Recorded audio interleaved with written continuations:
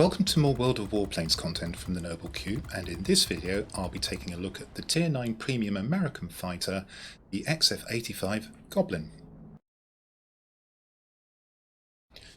Hello there, and here we are on the tarmac outside my hangar, and we're looking at an XF-85 Goblin. And I'd like to thank Grease Monkey for requesting this video. This is a parasite fighter. What does that mean? It means it wasn't intended to be deployed from airfields.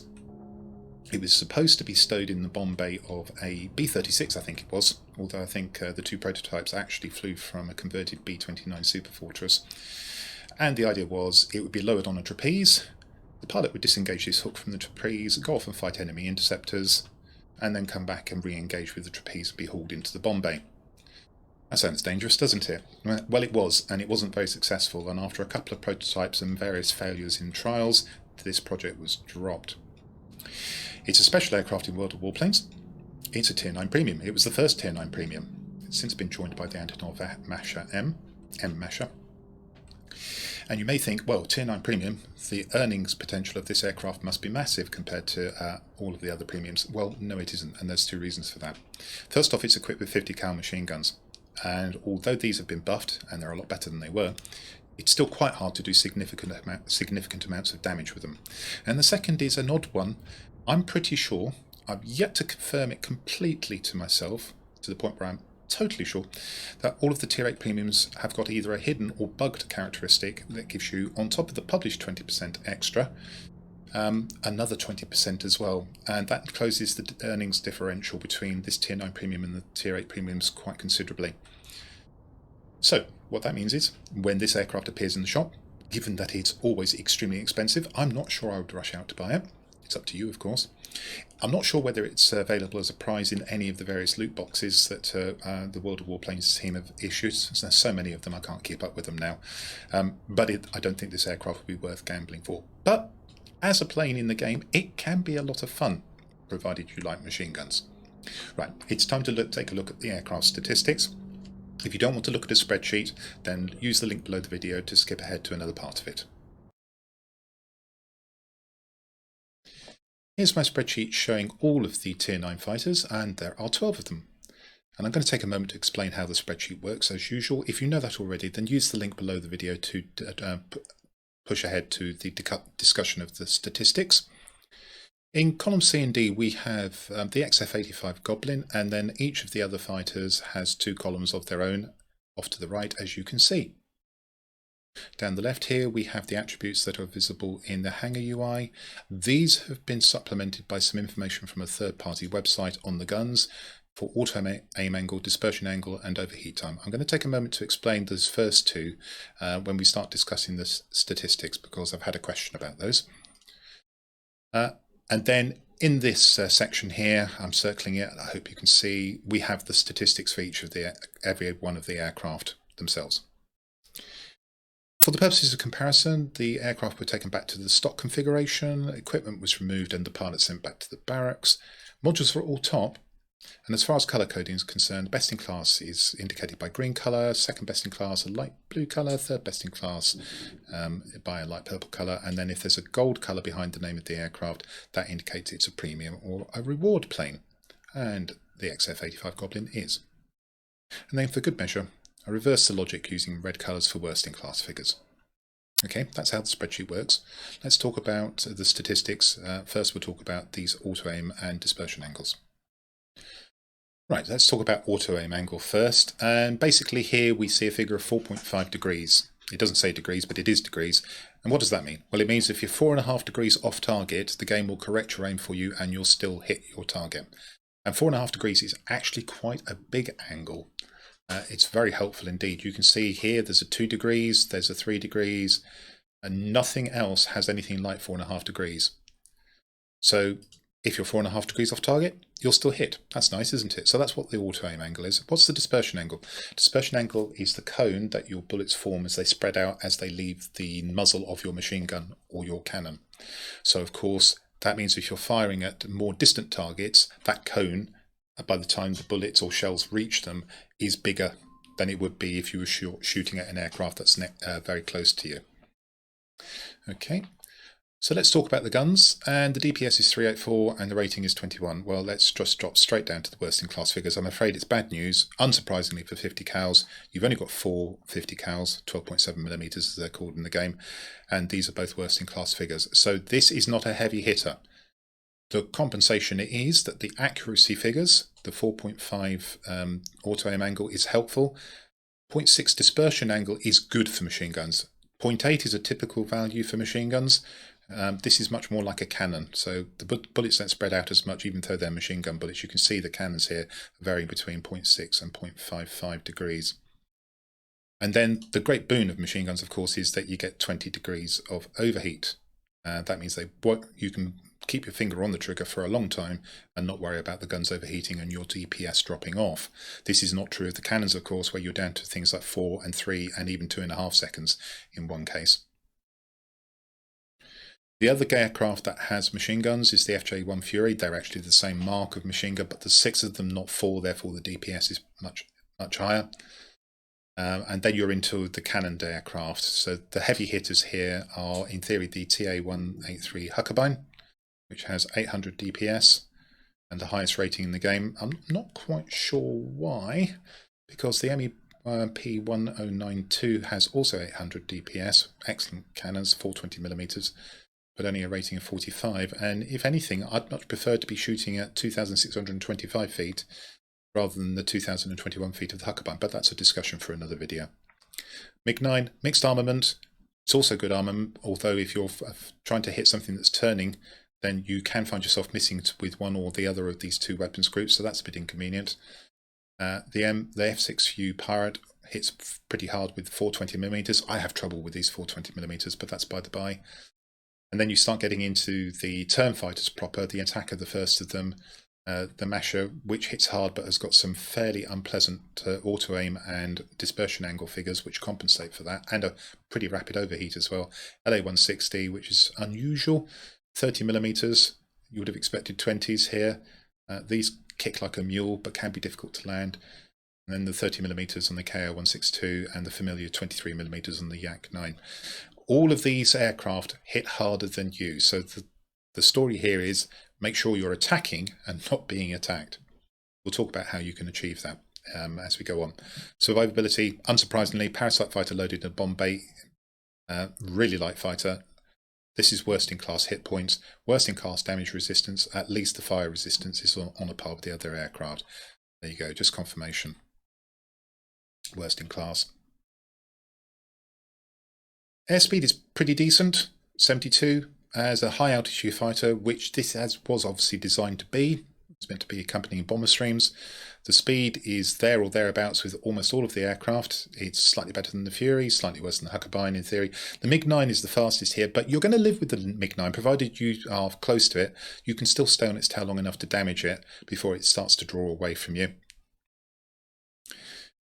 MEP-1092 is slightly slower. As you can see, as you go along, even some of the turn fighters are pretty quick as well, although the speed starts to drop off with the true turn fighters, the Masher, the LA-160, KO-162 and the Yak-19. But the long and short of it is, the speeds are pretty much the same for all of these aircraft, so if something does get behind you, you don't expect to be able to pull away, especially as you've only got 6 seconds of boost, which is worst in class, comparable with the 2 turn fighters at the end of this comparison. Even dive speed, which you might think with a light fighter might be high, is actually worse than many of the high altitude fighters, and pretty much on a par with even the turn fighters. Talk about how you cope with that, given that speed isn't going to be your friend. I mean, it's good enough, but it's not going to get you out of trouble against a fighter. Manoeuvrability, well, for a high energy fighter, it's pretty good. 72 is the rating here. That's higher than any of the high energy fighters. The FJ-1 Fury does push it close, so you can probably fly these 2 aircraft in a fairly similar style. Huckabine is definitely not manoeuvrable, and most of that figure of 54 actually depends on what is a very high roll rate, so this thing is a real lumbering beast. The MiG-9, actually more agile than you might think, be careful. Same with the MEP-1092, not as agile as the 1101 at tier 10, but still fairly agile. The Pirate is also a bit of a lumbering beast, and then we're starting to get into the turn fighters, but the Attacker actually, at base, is less manoeuvrable than the Goblin. and then the Masher about the same, LA-160 about the same, and then the two turn fighters at the end. That's where you would need to employ a different technique, and you would not be turn fighting with these two aircraft, the KO-1621 and the Yak-19. And I said it was a high energy fighter. Well, the altitude performance is best in class all the way. It's only just slightly better than the FJ-1 Fury, so you do need to watch out for that. But you can get above almost anything, not by much, but you'll be up there. And you actually have the best-in-class climb rate, and there's a clue how you might get away from aircraft. Provided you're far enough away to begin with, you might boost upwards, but bearing in mind you've only got 6 seconds to boost, make sure you've got some engine cooling available to increase that to 16 seconds, if at all possible. You will be able to get away from the turn fighters, all of which climb much more slowly, but if you're being pursued by a high-energy fighter upwards for a while, it's going to stay with you. But you can see from the turn fighters, Attacker, Masher, LA-160, the KO-162, the Yak-19, you will be wanting to fly above them and dive on them, and then boost away in a classic Mustang fashion. Classic high-energy fighting against these aircraft. What will you do against high-energy fighters? Well, I think probably you should exploit this manoeuvrability, and we'll talk about that in the next section, where I show you how I set the aircraft up in the hangar. Let's just drop down into worst-in-class figures. We've already mentioned, I'm afraid that the defensive armament is not good. Sorry, not the defensive armament, the offensive armament is not good. It's pretty weak. Survivability is weak. Not surprising. Light fighter belt designed to be stored in a bomb bay, never going to be very robust. The airspeed, there are actually some red figures here. I've already mentioned that the boost is short, but I've already mentioned that the airspeeds for all of these fighters are fairly close to one another, so it's not surprised that some of these good figures are also second worst in class, third worst in class figures. Manoeuvrability, it's not at all worrisome. The stall speed 124, okay, watch out for that. You're probably not going to encounter that as a problem in a game. And then altitude performance, of course, best in class. So what do I recommend? Well, I don't want to prefigure the remarks in the hangar section, but basically this is a high altitude fighter where I think you want to try and exploit the manoeuvrability. Use the high altitude against the turn fighters that you're going to encounter. Use the manoeuvrability against the high energy fighters you're going to encounter, because you're not going to be able to outrun them. Okay, so let's go and see how I've set the aircraft up. So we're back on the tarmac outside the hangar with the Goblin, and we're going to talk about setup. First thing to say is that my Goblin is specialised, which means that I have all of the equipment and consumable slots available. Let's see what you've been missing when you first acquire this aircraft, and it's an equipment slot and a consumable slot off the airframe out of 5 slots each. If we pop that back into Specialist, let's have a look at what I've done. And no surprises in the cockpit slot. We're improving the accuracy of the weapons, so the gun sight. And then, in a word, we've got as much as possible a build biased towards manoeuvrability here. So we have a lightweight wing frame. In fact, it's an experimental lightweight wing frame, so it's a superior piece of equipment which I've stuck on the aircraft. And I haven't actually configured the bonus characteristics probably the way that I want them. So 0.5% manoeuvrability, 3% tail resistance, and 0.5 manoeuvrability in turns. Well, there's an obvious one to change there. There's a 1% yaw manoeuvrability that you can have instead of the 0.5%, and probably that's the 3 characteristics I would go for if I was reassembling. So 3% tail resistance, 1% yaw manoeuvrability, and 0.5% manoeuvrability in turns. Let's have a look at the lightweight power unit, which is a standard piece of equipment, and there we've got the first 3 are selected in orange, and actually I think acceleration with boost, engines resistance to critical damage, and 2% yaw manoeuvrability. I think I probably would go for the 3 that I haven't selected at all on that if I was reassembling this equipment. Now, the improved reinforced skin is not there because it makes the aircraft less fragile to a degree which counts. It just doesn't. It's there because it doesn't affect manoeuvrability, whereas the other choices that you can go for, the reinforced airframe and the polished skin, both reduce manoeuvrability. If you really want to try and extract speed from the aircraft and you don't mind, put on a polished skin, but that will be at the cost of a little bit of manoeuvrability. Now, we've only got 6 seconds boost. available. I think that mitigates against using a combined injection boost system, because that will reduce it to 5 seconds, and that's too much for a hit as far as I'm concerned. Engine armour protection, I don't think there's any point in trying to protect the engine, and that leaves us with the uprated engine. And what we've got here is another piece of experimental equipment, and if I was reassembling this, the 7% engine cooldown rate, I'd almost certainly keep that. But then I'd probably, oh no, the 8% resistance to fire, I think that's really useful, because of course one of the problems with an uprated engine is that you reduce the fire resistance, and although it's okay for a fighter, any hit is unwelcome. So that 8% resistance to fire I'd probably keep. Then I'd probably pick off the 1.5% acceleration with boost activated. The 10% boost availability looks attractive, but bearing in mind you're starting with 6 seconds, so you're only going to get another 0.6 of a second. Don't think that's really worth it.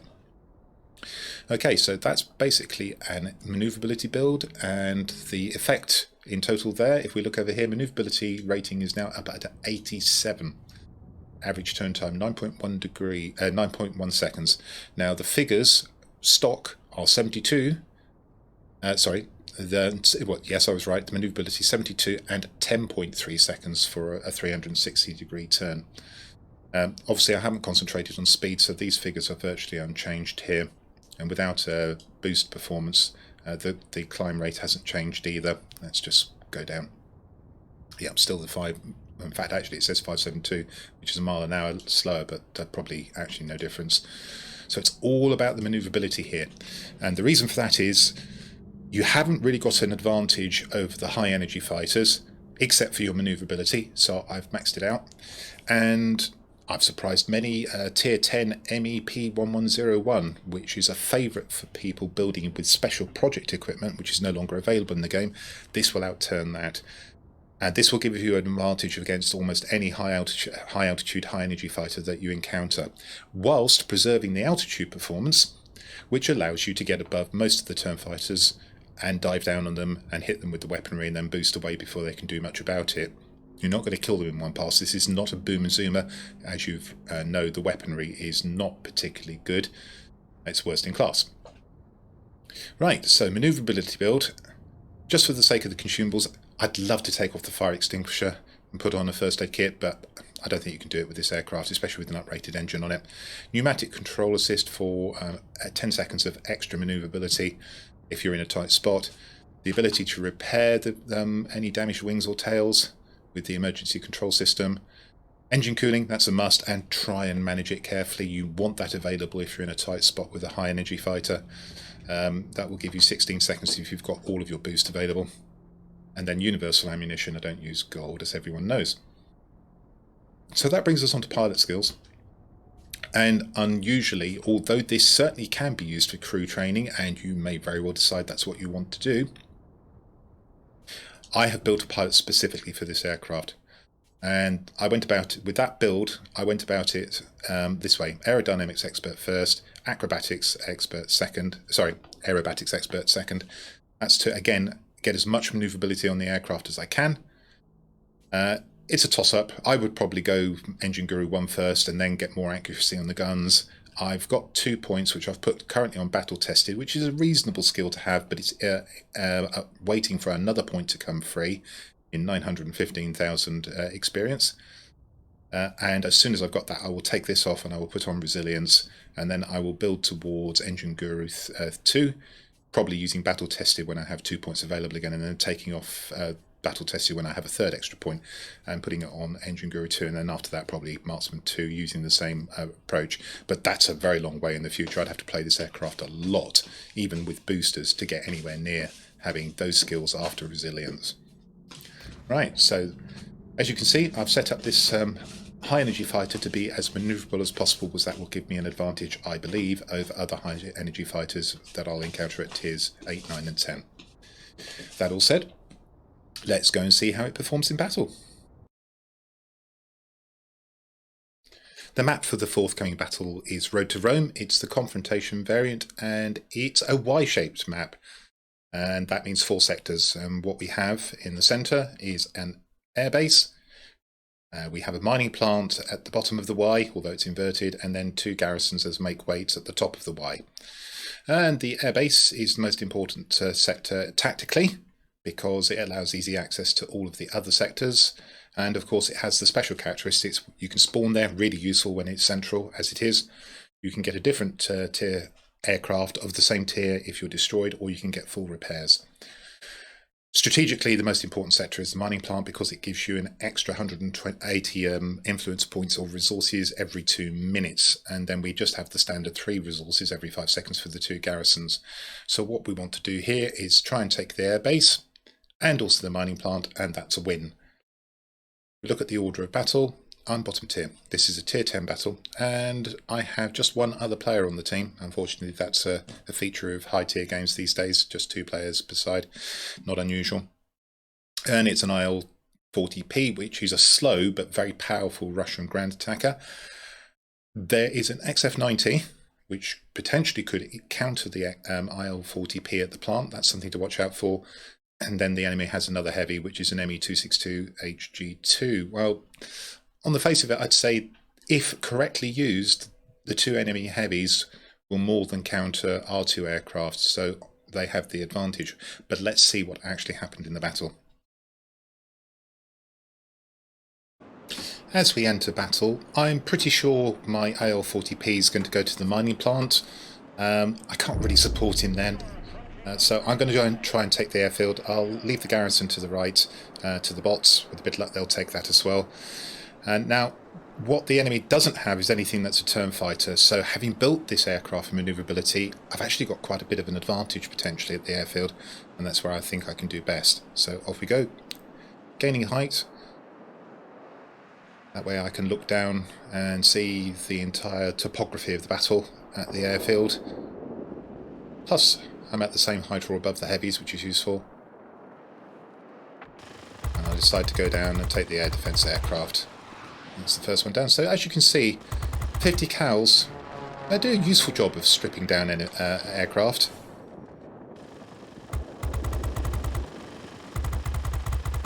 And I found the XF-90 who decided to contest the airfield.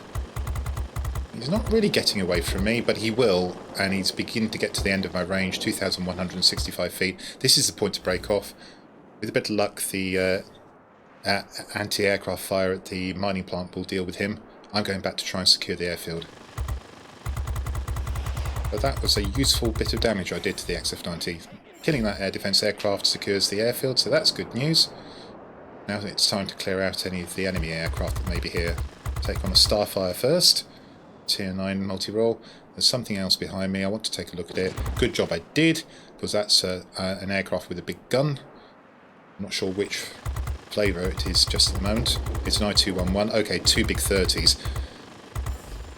The I-215 could snipe me in a single shot, but the I-211 would certainly do an awful lot of damage to me, even though it's not an I-215.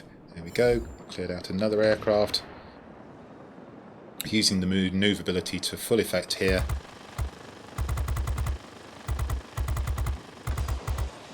And also the speed is enough to keep me up with certainly a bot pirate. I don't know whether he'd use his boost or not. Don't need repairs. I've actually managed to get through that segment, either repairing whilst not really noticing it, which is the most likely solution, or not being hit at all. Probably the former. Now, we haven't secured the plant.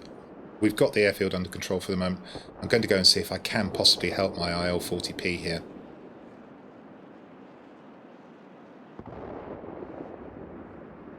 And it turns out that the XF-90 is still alive, on half health, and he completely fails to see me whilst he's chasing down the heavy. And this is a good kill for us. Now, the other aircraft is a bomber. I am not taking on a bomber in this. I've got 350 hit points. The chances are I'll lose my aircraft to the bomber's rear gunner. Having taken out the XF-90, I'd like to think the IL-40P plus the 3 bots that are with him could now take this sector, and if they do, we're in good stead. That was the ME-262 down below me, flying far too low and getting destroyed.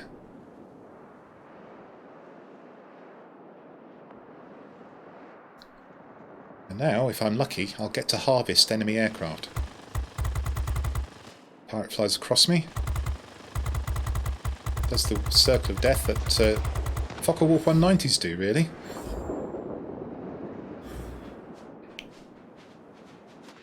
Being shot at, so I avoid. Use my manoeuvrability to get on the tail of the assailant. And this is a case where the reticle seems completely off target as I'm shooting the aircraft, and I'm afraid that's a feature of the smoothing mechanism that the World of Warplanes team has put on their replays. If you want an accurate reticle, you have to put up with very jerky video, so much so that it makes me feel a bit ill, so I'm sticking with the World of Warplanes replays at the cost of the reticle appearing to be off target. It's not a mod, and it's definitely not a cheat.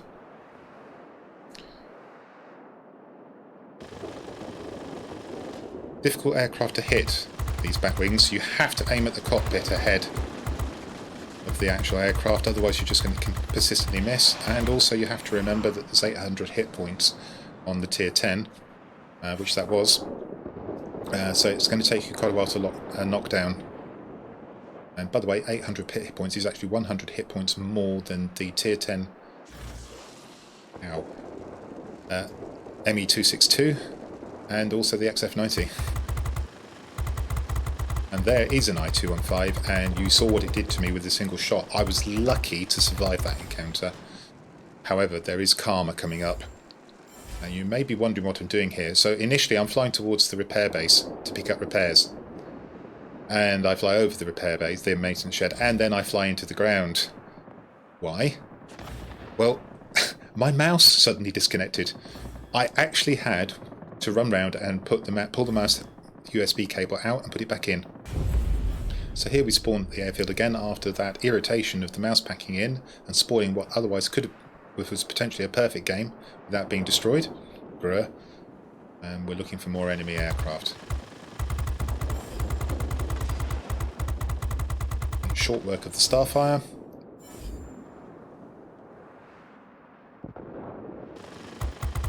And MEP-1101. Destroy that as well. Now we've lost the plant.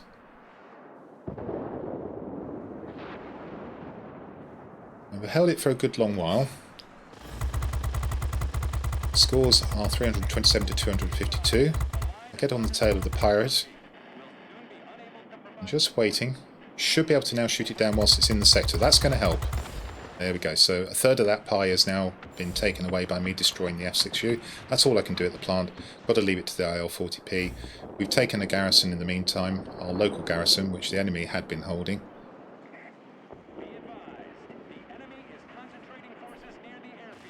And the ME-262 doesn't react as he flies across the airfield and I shoot him. Okay. Not sure what was going on there. Looked like he'd abandoned the game. Which puts the enemy side at a disadvantage now. And I decide we need some insurance, and I need to chase down another sector. Sized up the XF-90, realised he was just going to run away from me, no point in going for him. So I'm now looking to see if I can get hold of this garrison. It feels like me and this Starfire are old friends. I think this may be the fourth time. And down he goes again. And I was right to come for insurance because we're now 3 sectors to 1 down. Set the air defence heavy on fire. Have to break off because something appears to be threatening me, which is the other air defence heavy. Well, that's no surprise, as they always try and work in pairs. Whilst you're shooting at one, the other one tries to get you. That's the first of them down. We've now taken the plant back, so well done IL-40P. I'm almost certain that will have been his work. Weave about to avoid the anti-aircraft fire. Now weave to avoid being shot by the heavy. Swing round quickly, boost and accelerate after it. It should be an easy kill. And it is, and there goes the Winged Legend. Very heavily damaged air defence fighter comes towards me, and that allows me to flip the sector.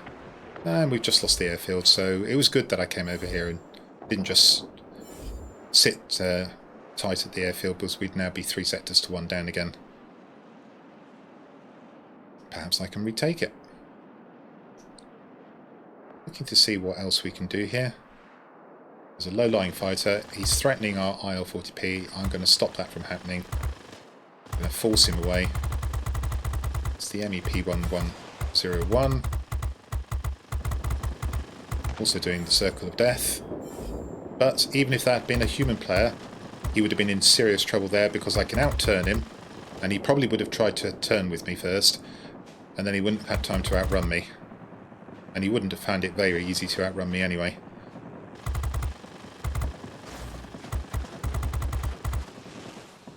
And I've just been hit really hard again. I'm going to guess that was the I-215 that came in behind me whilst I was dicing with the other aircraft. Weaving about to try and avoid being shot by the anti-aircraft fire. Get onto the tail of the Spitfire. And again, more weaving because I'm in the centre of a lot of red aircraft without a lot of help. And that allows me to survive until the end of the game. And we've got 18,000 personal points and a 5 chevron battle. Not too bad. Right, let's review the outcome of this battle. And as we can see from the centre, it's a 5 chevron battle, or a grade 1 fighter if you prefer. That grossed 407,476 credits, of which about 136,000 came from the premium account bonus. Expenses 6,050 for losing the aircraft once when the mouse malfunctioned. No other expenses because I was using, as usual, prepaid consumables. Experience of 8,711, that's broken down as follows, with the premium account bonus accounting for 2,700 of that or thereabouts, and livery bonuses etc. accounting for the rest of it. 435 free experience, 136 of that coming from the premium account bonus. 1 token was earned, that was for the Hero of the Sky badge, however there was also a Winged Legend here. If we look at the team personal score tab, we can see that 2 out of the 3 class-specific missions were completed. The third one, destroying aircraft when defending, was sufficiently complete to earn the 5 chevrons. That was 18,075 personal points, 3 sectors captured, 19 targets destroyed, 1 short of the ace there. 7,515 damage to aerial targets, not bad considering you're using 50 cals. Critical damage 14, not surprising considering you're using 50 cals. Lost the aircraft once, still a bit cross about that. And capture points 660, and that was divided 280 for defending sectors and 380 for attacking sectors. We looked on the team score tab, we can see that was enough for first place both by personal points and by chevrons. That would have been on either team. Unsurprisingly, the IL-40P got stuck in with a mining plant to attack. A good score there. The 2 heavies, decent from the XF-90. Glad I shot him down the once, might have made a bit of a difference. Not sure what the ME-262 was up to here. That's more than an AFK aircraft, but it certainly helped us win the battle, that's all I can say. That brings me to the end of my look at the XF-85 Goblin, one of 2 Tier 9 premium aircraft in World of Warplanes, and although the armament is comparatively weak, it can be made to work pretty effectively, as I've just shown. The altitude performance and airspeed are good, and with a strong manoeuvrability build such as the one I demonstrated in this video, this aircraft can be made competitive. The last time it was on offer in the shop, I think it was priced around £57, which is about €67 or $70 US. That's a lot of money, so if you're considering parting with it for this plane, I hope this video will be of some use to you. I also hope this video will encourage you to come and see my future content, and with that hope, this is the Noble Q signing out.